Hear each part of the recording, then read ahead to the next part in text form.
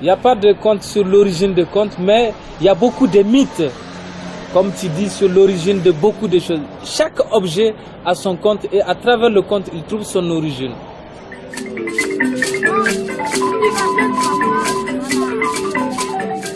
La tradition orale africaine est-elle aujourd'hui une réalité ou un fantasme? Togo, Burkina Faso, entre Goudron et Harmattan, sourire comme une arme, la route dessine une histoire. Elle s'ouvre à la recherche du conte imaginaire et présent. L'association La Bouche, Soyobode, Drobe Yaonu, Mekuku Fiomi, Sonuke et Drun Totoba Trozu, les Miabe Togo, Kudo Burkina Nigbandi, les Beku Some à Fiomi, et Drun Sagbo, Mligbo, Jesodi, et Jeji. Il était une fois demain.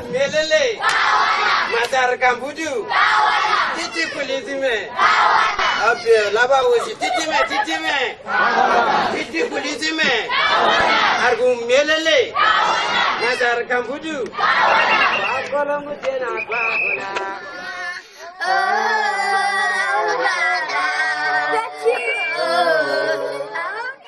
Les contes ne se disent jamais dans la journée, dans la tradition africaine. Vous êtes obligé d'enlever vos sourcils. Vous en prenez un, ceci vous en prenez un, et puis vos cheveux vous en prenez un, vos poils du corps vous en prenez un, et puis vous mettez le tout dans un trou de fourmi. Ouais. Dans un trou de fourmi, et vous les laissez emporter par les fourmis. Après seulement vous pouvez dire un conte la journée.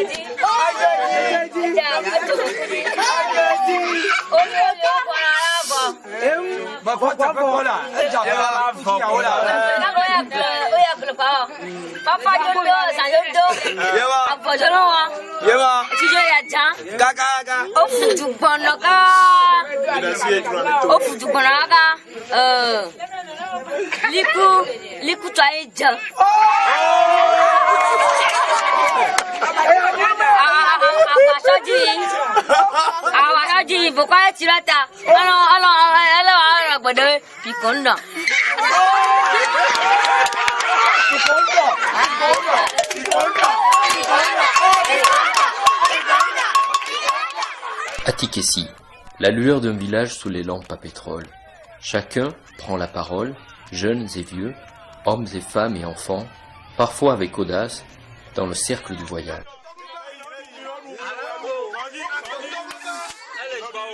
Mots de passe, improvisation, recherche et échange d'histoire, dérive d'histoire, phrases entrecoupées par l'humeur.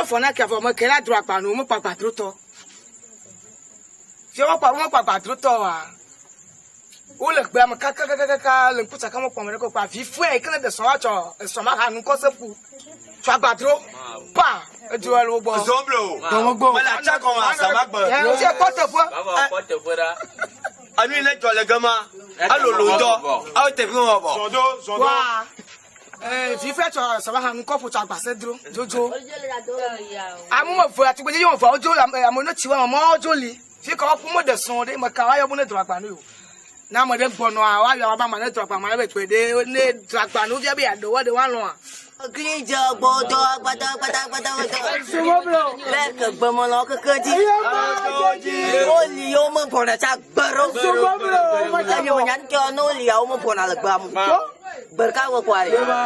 O boy wa kai o moto vi. Maligamo. Gamari. El naware. O mo selam gomo no. Wa yo be yo wa. Ya mo kwate ku malaga go agbo. Yo be yo wa jo. Yo wa jo o moto. Kan wa jo sifulo. O vai azuncho moto a hana. O to adofu ba kwa o kan vire le agba kotosan. Kwa o kan la kotioto o va fiboa afibe no. So e ba daro fie mi apo. Me gan be ore azun ya fi o ma po. Fi apo lo, apo azun ya to. Ma po gbero, ma po ka so ero. Ba azun me tokele a konta la jonti. Ba konta la jonti. Obi ba konta ke la jonti amega. Wa konta mi ko. O so chan mi o ba bo. Me gan a kun gla wa na ni. O ti are go gba ngo. To to bien ko. Agaleba. Agaleba le fun bo. Neji uma. Efe ja so tu. Jidole le ma te pu ga kuma ba. Ko te polo. Le te pu ya wa. Menyo yo. Ah we yin ni a. A chiklega. Akile wa. Ga. Obe tutu patwa mi senyo de lo. Tutu patwa ja so tu fe. Obe enyo. E ko to fe goan. E be fe goan. Ye ja do ena me.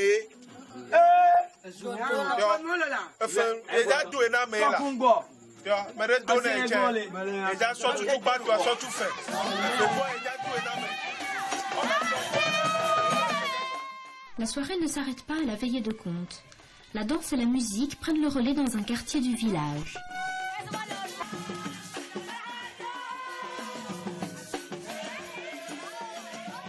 Malgré la liesse d'une telle soirée, chacun est d'accord pour constater que le conte décline, surtout en ville. Il y a un élève qui m'a écrit « Je n'ai jamais été au village ». Et il m'a ramassé la copie comme ça. Que nous, on raconte pour des gens qui, au lieu d'aller au cinéma, au lieu d'aller voir un match de football, choisissent de venir écouter le conte. Et là, c'est différent. Il faut les accrocher. Il faut mettre beaucoup d'accent sur le travail d'acteur. Il faut être le plus généreux possible. Au village, c'est presque une nourriture. Les gens ont comme une faim, une espèce de faim d'aller voir, d'aller écouter le conte. Ici en ville, non seulement ils ont oublié, mais ils ont d'autres. Ils n'ont plus ce réflexe-là. Ils ont d'autres choix. Ils préfèrent aller dans les boîtes de nuit, ils préfèrent aller au cinéma. Les conteurs de la ville et les conteurs des campagnes. Parce que bon, dans les campagnes, la tradition est un peu conservée. Parce que là-bas, il n'y a pas les télés, les radios, tout ça là, c'est un peu... Bon, d'abord, il n'y a pas la télé, mais les radios on les compte du bout de doigt. Tandis qu'en ville, bon, les enfants sont préoccupés par des programmes télé, dessins animés et consorts, si bien qu'ils perdent un peu, disons, la notion de conte. Exode, médias, éducation. Pourquoi ce déclin du conte? Mesdames, Messieurs, bonsoir. Nous commençons ce journal par le Malawi où vient de s'ouvrir le sommet des pays d'Afrique. Commençons ce journal par le Malawi où vient de s'ouvrir le sommet des pays d'Afrique.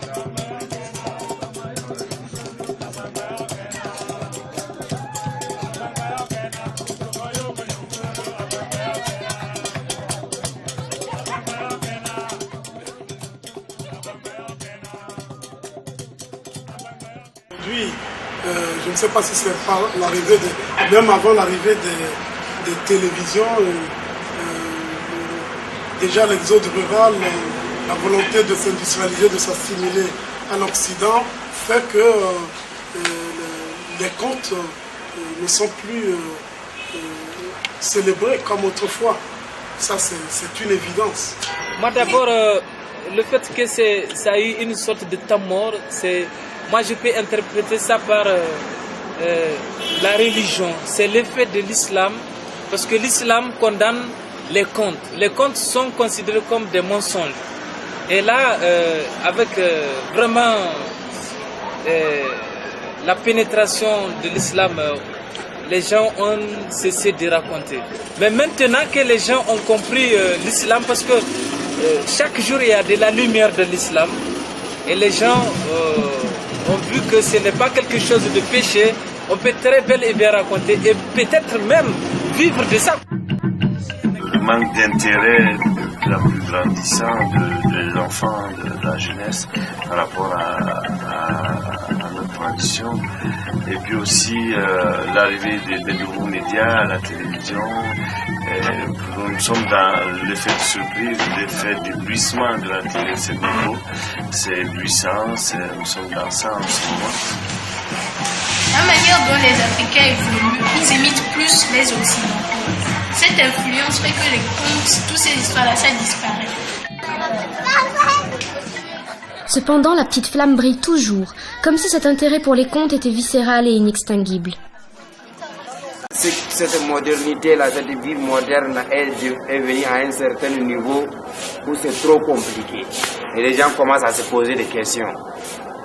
Mais est-ce que ça là, c'est pas compliqué? Voyez-vous, c'est trop compliqué. Nous sommes arrivés à un moment où c'est devenu trop compliqué. Ça également, ça peut aider la tradition à retrouver sa place. En tout cas, c'est très difficile. Mais ces derniers temps, avec cette histoire de révolution de contes, je peux témoigner dans la ville de Maradi, là où je suis. Parce que les émissions contes que nous faisons, et à la radio et dans les écoles, on sent comme si ça a réveillé les gens à raconter. Grâce à la communication radiophonique, une frange de la population se réunit de quartier en quartier afin d'investir ce présent qui lui échappe.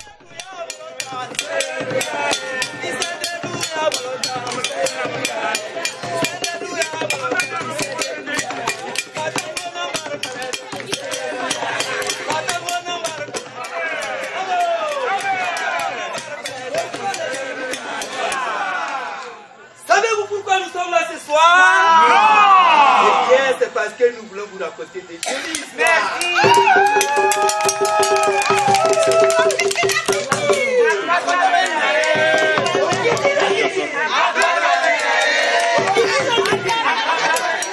Comme le conteur s'adapte à son public, ça commence en français, pour le plus grand plaisir des spectateurs qui en rient bien. Le français reste la langue solennelle. Je voudrais vous raconter l'histoire. Je voudrais vous raconter l'histoire. En bas, Jaffa. Le physique, Jaffa. Les marmites, la viande, Jaffa. Au moment où l'animal appela le nom de la viande, c'est qu'à ce moment que la femme se leva et dit: aujourd'hui, si tu ne m'avales pas, je dois t'avaler. c'est la femme qui dit ça. C'est la femme qui dit ça. C'est qu'en ce moment que la femme s'apprêta à aller vers l'animal et prenant l'animal et avalé. L'animal sorta par son anus. L'animal prend la femme et avale. La femme sorta à l'anus de l'animal. C'est pas possible, mon ami. Le jour-là, moi-même j'ai eu peur de la femme. C'est qu'à ce moment, la femme a repris encore l'animal. L'animal montra ses miracles et ressortit encore par l'anus de la femme. L'animal avale maintenant la femme. La femme sorta encore par l'anus de l'animal. C'est qu'en ce moment que la femme dit: moi qui fus prendre la décision pour suivre mon mari à la chasse, et aujourd'hui on va dire que j'ai honni mon mari, ça ne peut pas se faire. C'est qu'en ce moment que la femme s'est bien s'apprêter et avaler l'animal en même temps. Au moment qu'il avale l'animal, il cassa en même temps la calebasse, bim, et fermait l'anus. C'est pourquoi maintenant, si les femmes veulent s'asseoir, ils prennent leur paille pour couvrir le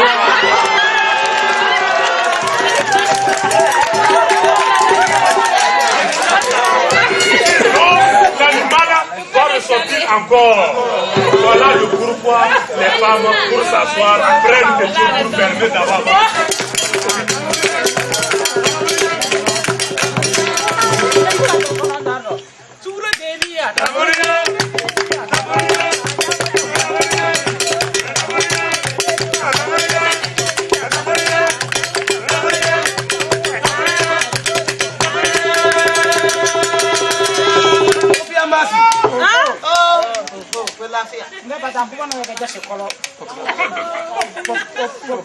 Oh Maya Gomai.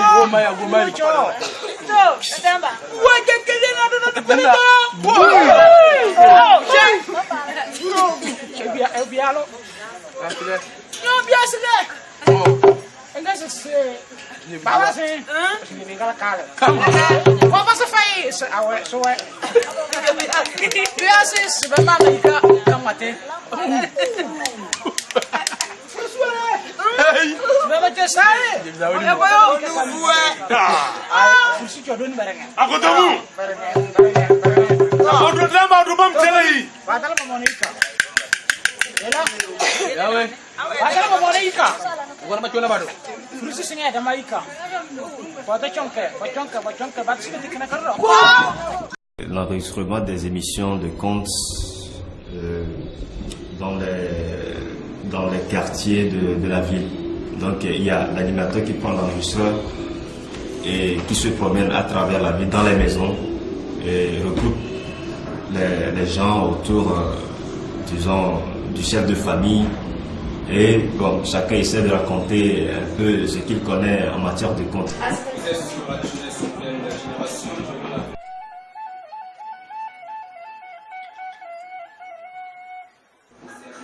La radio invite dans son studio des troupes théâtrales utilisant le conte.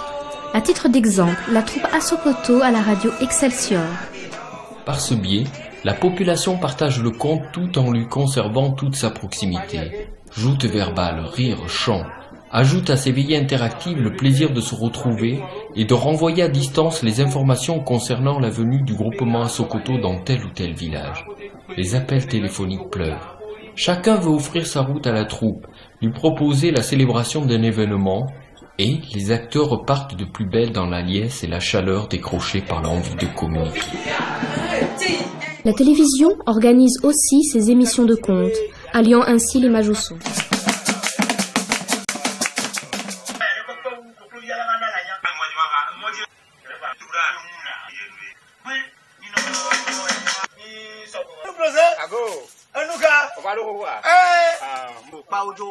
N'en déplaise aux puristes, en raison d'équipements restreints et d'horaires de travail, on compte aussi en pleine journée, sans souci de la tradition, sans public et sous l'œil avisé d'une caméra. Que devient alors la parole du conteur lorsqu'elle est privée de présence immédiate et de convivialité?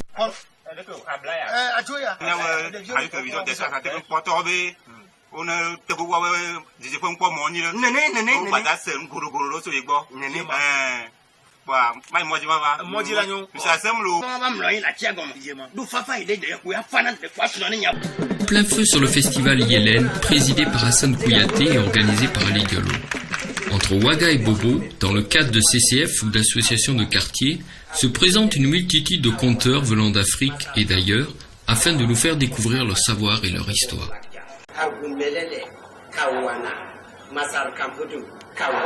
Comme ça, facilement, nous sommes au bord du lac.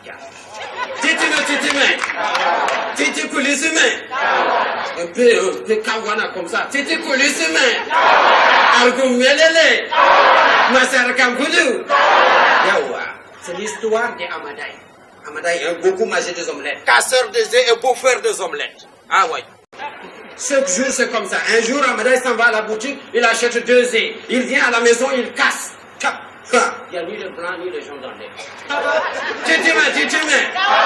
Titi coulisses. Amadaï n'est pas content, il ramasse, il s'en va voir le boutiquier. Écoute, le boutiquier dit, mais attends, il y a mon fournisseur, on y va voir le fournisseur. Ils sont partis voir le fournisseur. Argumelele. Le fournisseur dit, mais attendez, c'est monsieur le coq qui m'a amené 2 œufs ici, donc on y va voir le coq. Ils sont partis voir monsieur le coq. Monsieur le coq dit, mais attends, moi j'ai l'habitude de faire des affaires, mais ce n'est pas moi qui fonds des œufs. Allons-y demander à madame la poule. Madame la poule dit, mais vous êtes comment vous la même, hein? Nous sommes à l'an 2000. Comment vous voulez de faire l'histoire là sans préservatif? C'est pourquoi il y a eu des problèmes des gens.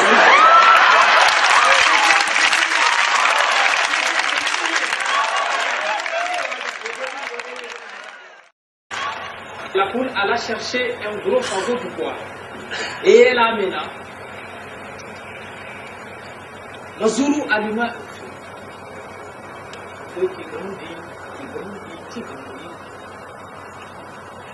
et dit à Kaza de tourner tout autour de ce feu, tout en dansant. Weni Kaza, Weni Kaza, Weni Kaza, Zani, Wazani, Yedokwezani, Weni Kaza, Weni Kaza, Zani, Yedokwezani, Weni Kaza, Zani, Yedokwezani. Moi, la poule, je vais tondre un œuf. Et de cet œuf sortira le premier poussé. Oh, moi, Kaza, je vais tondre. Et c'est ce qu'elle disait en chantant et en dansant.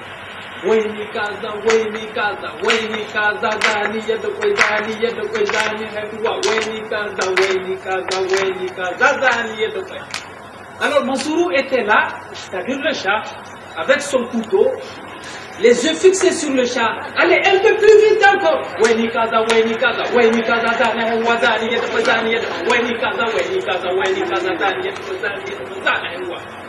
Plus vite encore. Weni Kaza, Zani. Elle tournait tellement vite, très vite, et elle fut épuisée. Épuisée complètement, fatiguée. Et les vertiges s'emparèrent de Kaza la première. Et la voilà dans le feu. Et le chat crie, bravo, bravo, tu es tombé là où tu dois tomber. Et un proverbe de chez nous dit, si une mouche meurt dans une plaie, elle est morte là où elle doit mourir.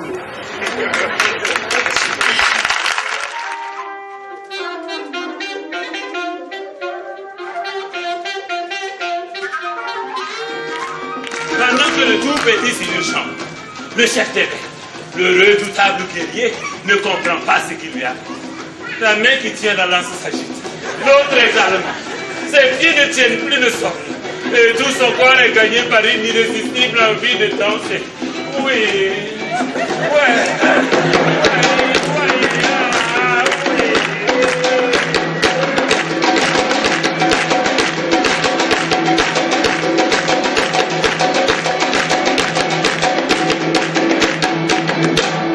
Il danse tant et si bien que sa lance lui crève.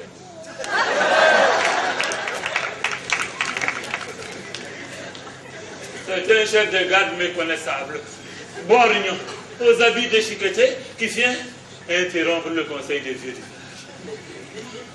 Hey! C'est toi? Voilà, c'est moi. Je ne sais pas ce qui se trouve dans votre champ. Hein? Vous voyez dans quel état je suis? Tous les gens du village regardent le roi, qui regarde le lieu, qui baisse la tête.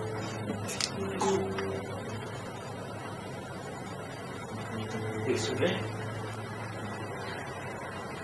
une clameur monte et double depuis le chemin qui mène au champ jusqu'à l'arbre à palabre, annonçant l'arrivée d'un cavalier.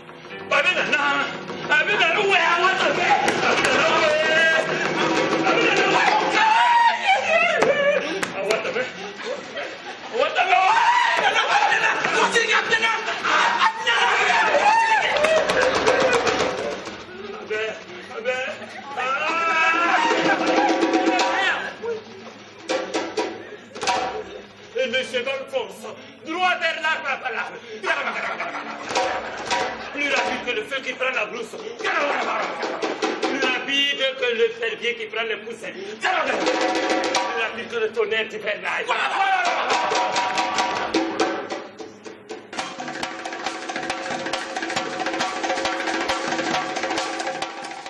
Migration vers l'ouest du Burkina, à Bobo-Dioulasso, pour la plus grosse partie du festival. 5 jours, entre CCF et ambiance de quartier, manifestation de rue, carnaval des enfants, féerie des visages, couleurs musicales.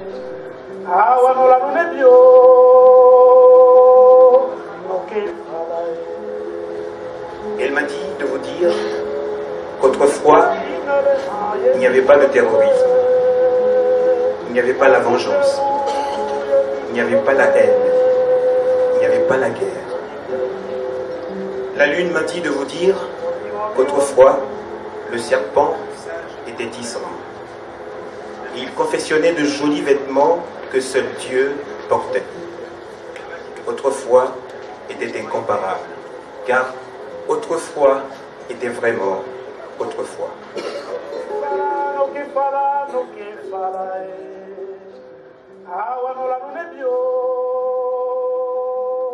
Aïe, pauvre Dieu, les hommes de cette terre éphémère, malheureux, ils sont vraiment malheureux. Ils marchent nuit et jour comme les aveugles, se font mordre par des orties et des serpents, finissent par tomber dans un abîme comme des aveugles.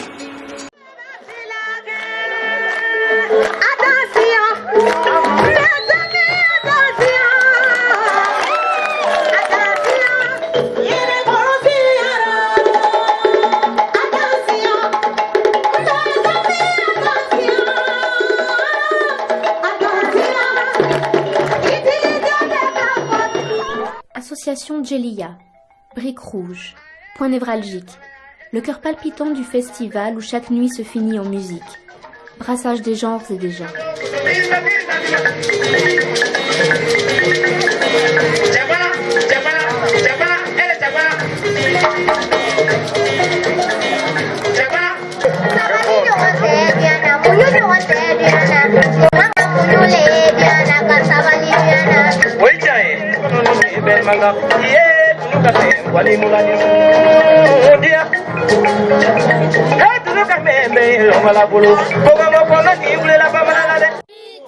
Courtisans des petites récrés se tassent au fond des cours, tissent contes et recomptent les rires. Adama, Bakary, Traoré accueillent le conte, le ramenant à son cadre originel. J'ai vu cet objet, je le prends, il est à moi. Je n'ai pas l'intention de te le laisser. Mais tu es fou. Ne vois-tu pas que je porte à mon cou? Mais ça ne va pas. Je passais par ici, j'ai vu ce paquet, je le prends, il est à moi. Maman, Mousso Saba le combattre, Mousso Saba. Quel était Mousso Saba? Et les trois femmes de ce Seigneur l'aimaient chacune avec un amour plus grand que sa voisine. Bon, Mousso fort, allez quoi, allez les billes, tiens, par la tête de Mousso Flanaka. Mousso Flanaka, par la tête de tiens, par la tête de Mousso Flanaka. Mousso Sabra, quoi, allez par la billes, tiens, par la tête de Mousso Flanaka. Voilà. Toutes les roses de la terre et effeuiller les pétales de rose sur ses paupières pendant son sommeil. Encore, Mousso Folo, encore Lionel Kumiseka, Adjet Kosa, le Lumbe, avec Frantana Camarate, il y avait encore deux raisons qui m'ont poussé à traduire en bambara. C'est que la première, c'est que je me suis rendu compte que le public, on commençait à perdre notre public, qui avait un relâchement. Et donc, ça, c'est en tant que professionnel, c'est voilà, lancer, sentir ça. Et puis, comment rattraper, c'était aussi par le djoula ou le bambara. Je me suis posé la question pourquoi en ce moment-là ils ont commencé à lâcher. Et j'étais presque sûr, ma réponse était qu'il y avait un problème de compréhension. Il faut faire des efforts pour... Festival Yélène, est-ce que dans le quartier ici, vous organisez pendant l'année des veillées de contes où vous racontez des histoires? Ici, sous forme de répétitions, quoi, avant le festival. Très magique. Les soirées dans les cours sont très belles. Dans la première cour où j'étais, il y avait des contes d'un conteur burkinabé et les gens riaient beaucoup. Un effet de partage, je crois qu'il y a vraiment le but du conte. On se raconte les choses et les conteurs invités souvent nous disaient la parole appartient à celui qui l'a dit et celui qui la reçoit, et là c'était vraiment vrai. Je connaissais déjà les conteurs africains, donc j'ai eu l'occasion de les voir conter, raconter avec eux à plusieurs occasions. Mais ce que j'ai découvert ici en venant à Yélène, le festival de Yélène, c'est toute la dimension de l'échange, et du vécu dans un environnement social, disons, avec cette participation de la population locale, la rencontre notamment avec des jeunes que j'ai pris pratiquement en charge pour les accompagner à faire un travail avancé sur l'art du conte. Et moi, c'est cette expérience-là que je retiens et qui me donne une forte impression.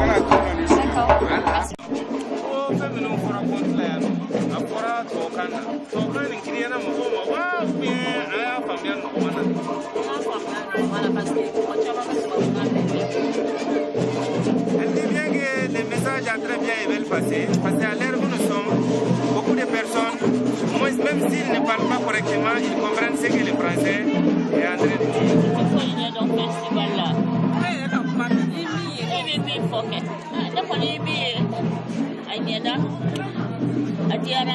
Elle dit que ça a été très bien, et ça s'est très bien passé jusqu'à l'heure où nous sommes. Pour cela, elle demande la volonté de tout et chacun pour que les choses puissent avancer dans le temps. Quant aux comptes distants, les comptes ne sont pas tellement vulgarisés au niveau des quartiers, mais c'est les sports, le foot ou autre chose que les centres organisent le plus souvent. Mais ils sont en train d'envisager par rapport au compte pour voir dans la mesure du possible comment ils peuvent se donner la main pour faire avancer les choses. Parce que c'est un patrimoine de l'Afrique et il faut continuer toujours avec.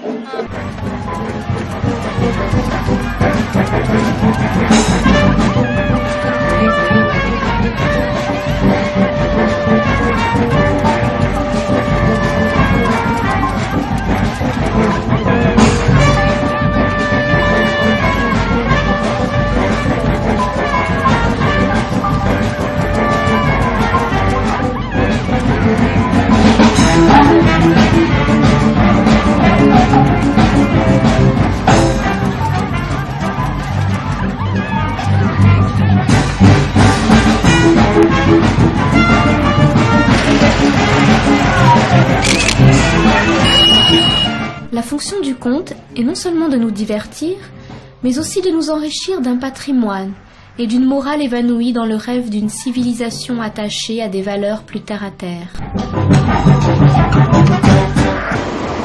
Moi, je viens pour enseigner la connaissance. Le conte, c'est, si tu veux, l'ancêtre même des religions. Avec des amis, on a créé un groupe de contes, de conteurs, et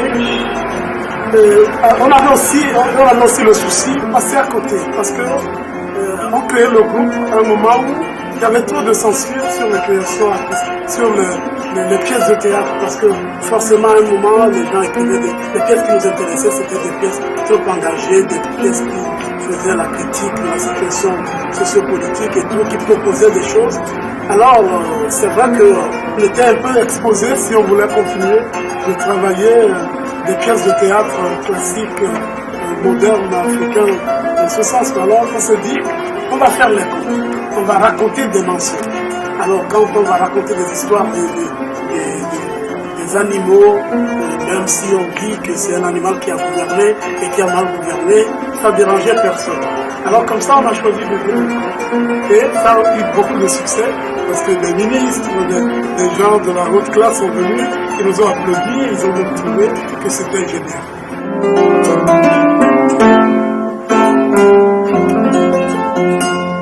Pour éviter peut-être la censure, pour contourner les interdits, ce qui fait que, finalement, ils sont obligés d'avoir des recours au conte où nous avons tout le symbolisme qui permet de comprendre sans comprendre. Cela veut dire que la lecture propose maintenant des différents niveaux d'interprétation.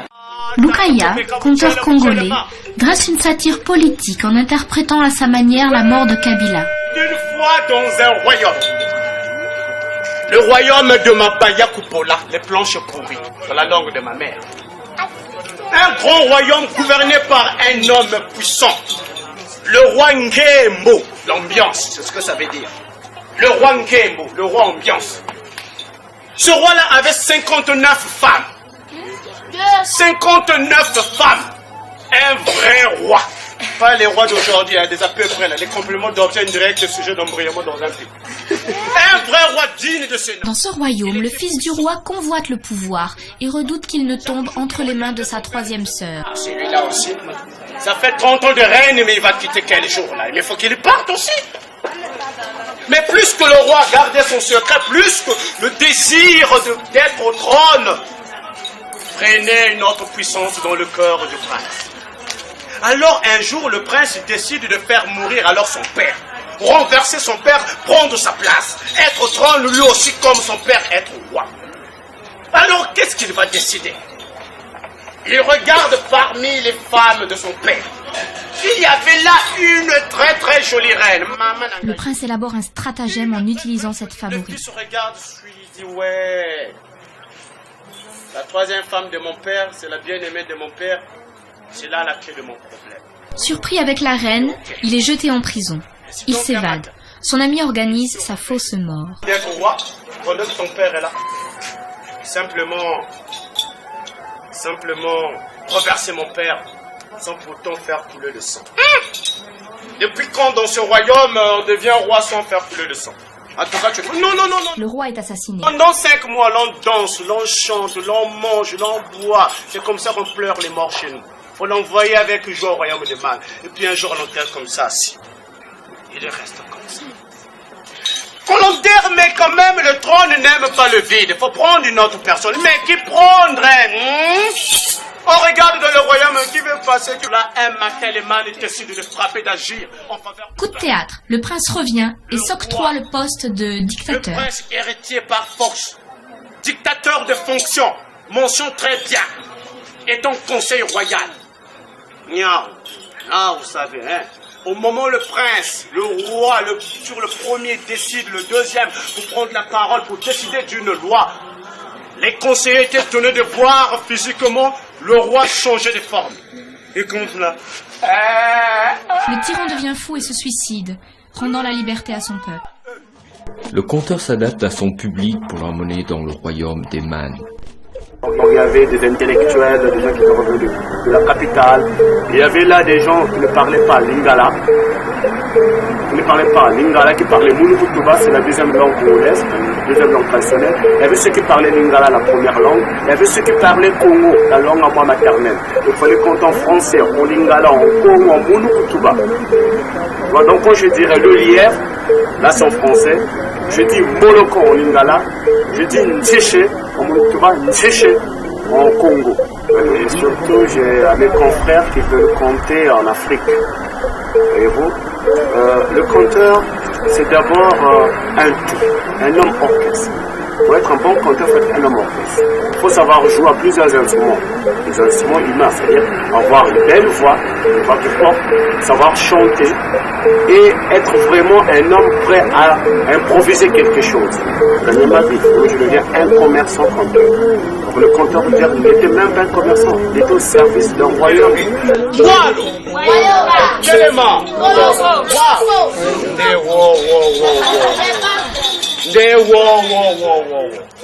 Ngwalo wayoka telema toko wa ngwalo wayoka telema toko wa ngwalo wayoka ndewo tara.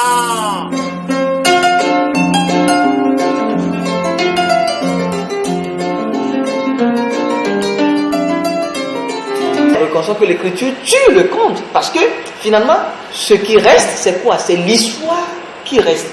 Mais la dynamique n'est pas parce que le conte a besoin d'un conteur, qu'on le veuille ou non.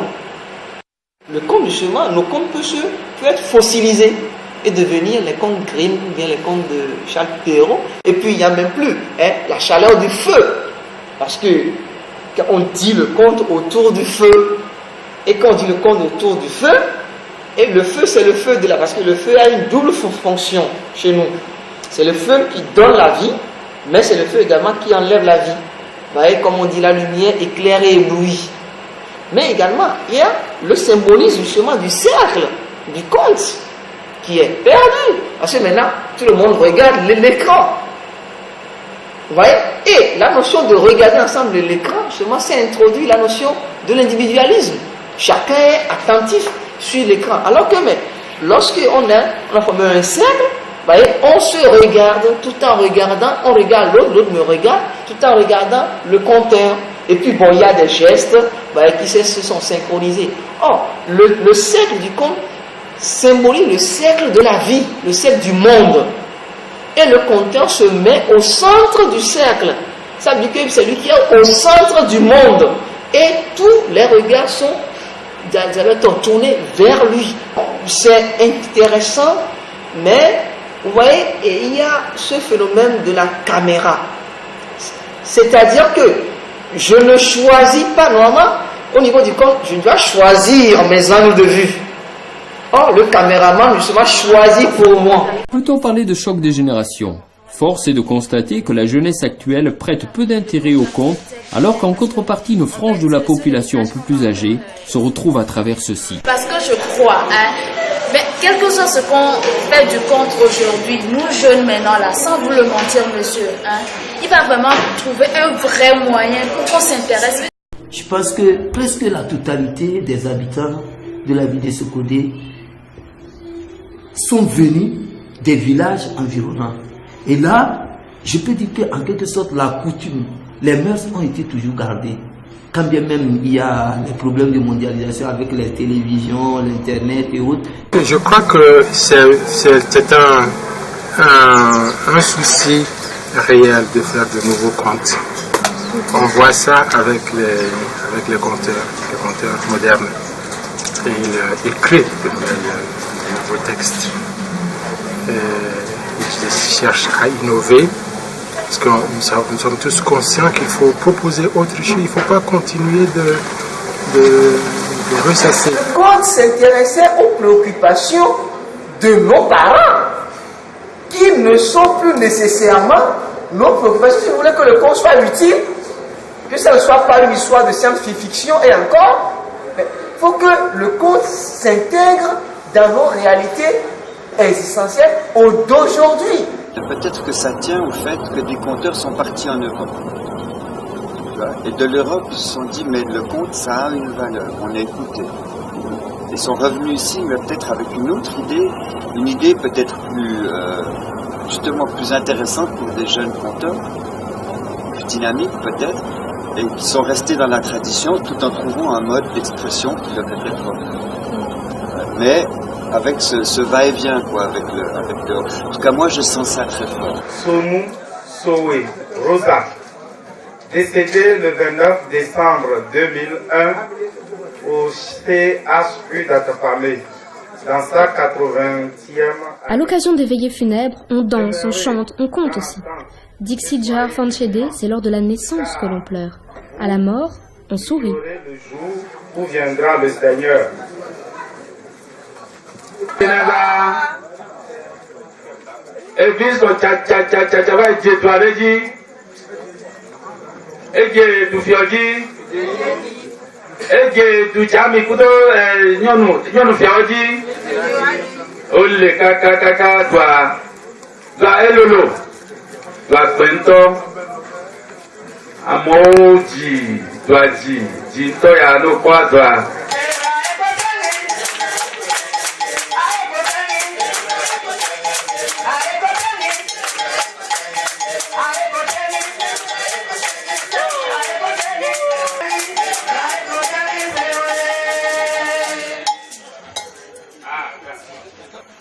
Entre théâtre et conte, le groupement Assokoto se livre à un exercice alliant expression, rythme et improvisation.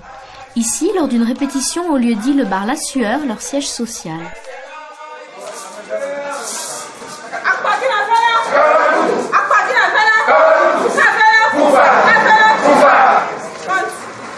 Et le bouc est parti, on lui a trouvé les couteaux. Il est revenu maintenant, alors que le loup prétend la même fille.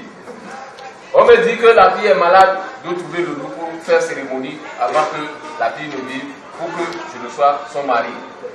Le problème qui passe, c'est pourquoi je suis venu chez vous, à Olutu, pour m'aider à trouver une solution.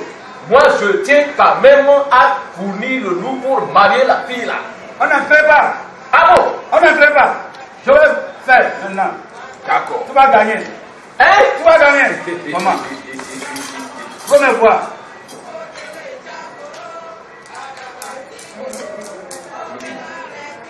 Voilà. Apa yang lagi? Apa masak? Masak? On ne craint pas. On ne craint pas.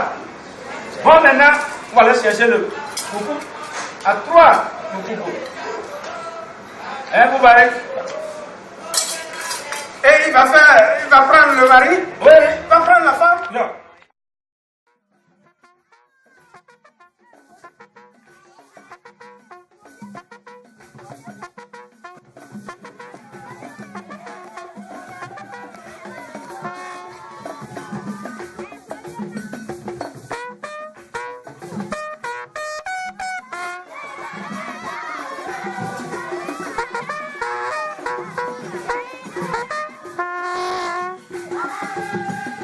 Le conte s'enrichit de musique, de danse, de théâtre, mais inspire lui-même d'autres genres.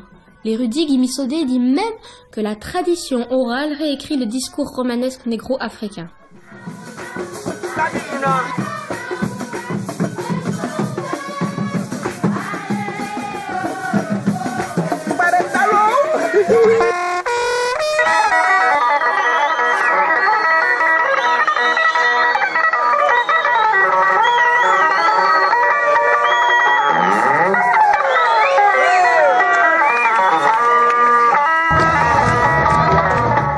Ces mensonges qui disent la vérité seraient-ils en sursis?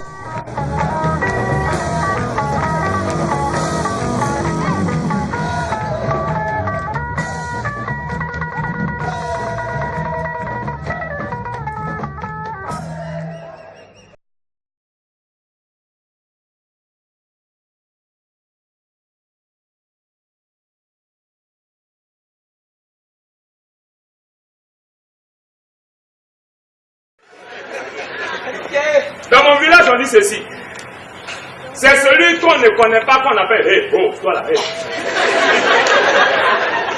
Mais quand on connaît quelqu'un, on l'appelle par son nom. Ça me rappelle une histoire. Ce dicton me rappelle une histoire. C'est l'histoire du roi Lion. Oui. Dans le village du Lion, il y avait la sécheresse. Plus rien ne poussait et les pauvres animaux maigrissaient et ils mouraient. Il n'y avait absolument rien à manger. Et le lion demande conseil à la lionne parce que le lion plairait dans l'air un coup d'état savanneux. Et la lionne dit au lion, écoute, demain à l'assemblée du village, tu diras à tous les animaux d'aller partout pour trouver à manger, et comme cela tu sauvegarderas ton trône. Le lion a bien compris. Et le lendemain, sur la place publique, il demande aux autres animaux d'aller partout dans le monde chercher à manger. Lui aussi, sa femme et le lionceau ont décidé de partir de ce village. Et ils ont marché 3 jours, ils ont marché 3 nuits. Au lever du soleil, au 4e jour, ils arrivent au pied d'un arbre. Un baobab, plusieurs fois centenaire, avec des racines multiséculaires. Un baobab de suffrage chauve, parce que les rayons affamés d'un soleil rancunier et égoïste l'avaient détruit. Le lion décide de se reposer à l'ombre de ce baobab avec sa famille. Le lion s'assoit, la crinière tapie, la queue entre les pattes, et à côté de lui la lionne. Entre ses pattes, les lionceaux qui cherchaient encore quelques gouttes égarées dans des mamelles asséchées, desséchées. Et le lion réfléchit et il pense à la création du monde. Si c'est entrefait, dans le buisson à côté, on appelle Bakar Massoudissa. C'est une brebis qui est poursuivie par une panthère. La brebis court pour échapper au croc en liberté de la panthère. La brebis court toujours, elle court, là, la panthère la poursuit. La brebis court, elle regarde derrière pour évaluer les chances de la panthère. Et là, la brebis arrive nez à nez avec le lion. La panthère bondit pour tomber sur la brebis, regarde à terre et voit le lion et la brebis face à face. La panthère a freiné dans les airs. Et même la poussière soulevée par la panthère est montée jusqu'à déranger Dieu qui était en train de chercher un vaccin contre la maladie du charbon. Allô? Un taxi compteur? panthère voit cela, elle fait demi-tour parce qu'elle comprend que là, il y avait problème. Et la panthère a filé tout droit dans la forêt.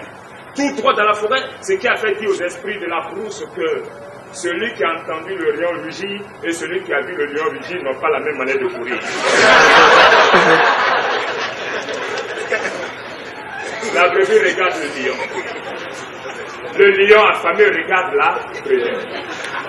Face à face. La lionne et le lionceau regardent la scène. Que va-t-il se passer? La brebis se dit ceci: la meilleure défense, c'est l'attaque. Et la brebis fout des coups de sabot dans la gueule du lion, au point de casser la dent de sagesse du lion. Le lion ne réagit pas. Elle pète dans la gueule du lion. Le lion ne réagit toujours pas. La lionne regarde cette scène, elle ne comprend absolument rien. Le lion ne réagit pas. La brebis finit de faire son cinéma et elle retourne tranquillement. Le lion ne réagit toujours pas. La lionne se lève. C'est quoi ça? On a faim. Et tu vois un mouton, tu ne peux même pas te lever. Qu'est-ce que tu veux manger? Qu'est-ce que les enfants vont manger? Et le lion ne réagit pas. Et vous savez, dans ces circonstances, quand les femmes parlent et que le mari ne répond pas, c'est grave. Mais défends-toi, dis quelque chose à moi.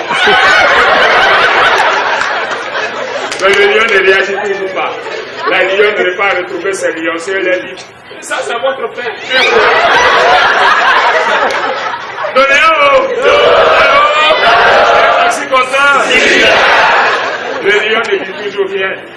Il est là, il regarde droit devant lui. La lionne se couche à côté de ses lionceaux. Si ses entrefaits encore, la panthère, la même, poursuit une hyène cette fois-ci. La hyène court pour échapper au front de la panthère. La hyène court toujours, la hyène fait un bond et tombe là pile poil devant le lion affamé. Le lion regarde la hyène regarde le lion. La panthère qui a flairé le danger a fait demi-tour. Et là, sans explication aucune, la hyène tremble et tombe raide forte. Le lion se lève, redresse sa crinière, au point de redonner des feuilles au baobab chaud. Sa queue se redresse et balance royalement. Le lion bombe la cage thoracique et regarde la lionne et lui dit: femme, il y a de la nourriture pour la famille. Mais la hyène ne comprend pas. Elle demande au lion: mais je ne comprends pas, qu'est-ce qui se passe? Et le lion regarde la hyène et lui dit: vois-tu, la brebis est un animal domestique, un mouton qui vit en ville, au village avec les hommes. Le mouton, il ne me connaît pas. Voilà pourquoi il m'a insulté. Pourquoi répondre à la barbarie par une autre barbarie? Mais la hyène, elle vit ici en plus avec nous. Elle me connaît. Voilà pourquoi elle est tombée raide.